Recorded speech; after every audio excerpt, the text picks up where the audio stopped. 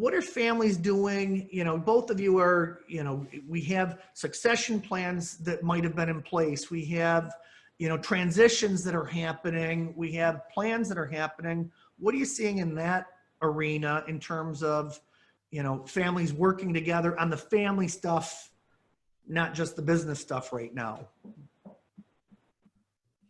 Well, this is one of the things where I've spent a lot of my time on Zoom is doing family.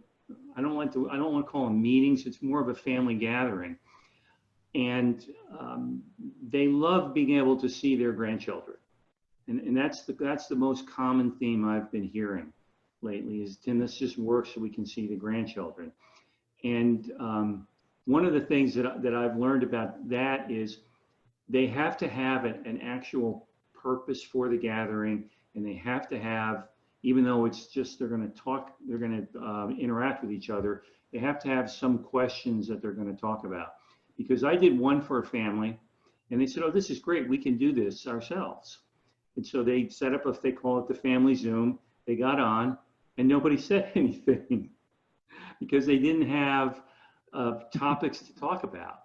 And you know, like one of the family Zooms we did was we gave all 7 of the grandchildren the opportunity to ask their grandparents a question from this list I call story-worthy questions. And it's a question like, what was your first car and why did you like it so much? And they all talked, they had a whole list of these kind of questions, and it was great because the grandparents got to see them, and it was now the grandchildren interviewing them instead of what normally goes on is grandparents interrogating their grandchildren. So they're doing those kind of things to keep their connections going. And they're also really working on making sure their conversations are healthy ones, because it's so easy when you spend that many hours a day together that the conversations can devolve into something that's not good, which is why I've become such a fan of helping them have conversations around resiliency, because that actually adds a perspective of what life is going to be like once we get through all of this. I have an interesting, yesterday I was on a Zoom call. I have a client who's building a new home south of Denver, and they're doing a groundbreaking, and he wants the groundbreaking to be around the whole family. And so he and I were on Zoom for about 30-40 minutes yesterday discussing how we can create a ritual for he and his wife and their 3 young children to all be part of the groundbreaking, and knowing that they're moving ahead with this as a family rather than it's just something that mom and dad are doing and we're going to live there. Love it. Love it. Dan?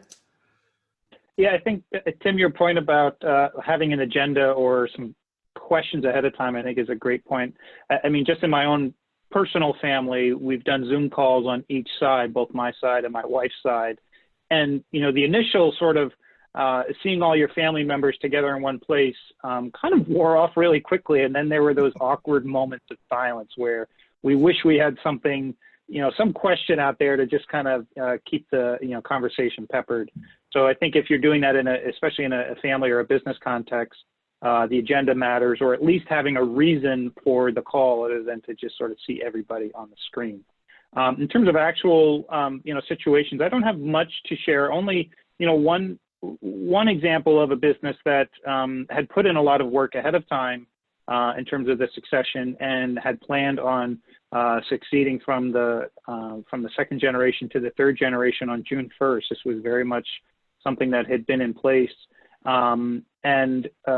You know, according to that president, you know, it could not come at a better time. You know, this actually, this was an owner who had said he was going to step down numerous times before and had sort of always backed out, as, you know, sometimes is the case in family business. It's hard to let go.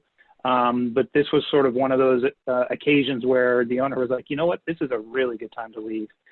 And, you know, the successor couldn't be happier about it, because it really gives him an opportunity to jump in. And even though there is sort of this, you know, sense of crisis at hand, it's a great moment to sort of, you know, instill your leadership into that business that's really looking for it at that moment. So, you know, I haven't seen many other cases where they've either put off, you know, delaying it or it's really caused a crisis. So I think it just speaks to, having that work done ahead of time when crisis hits can really be very informative and instructional when needed.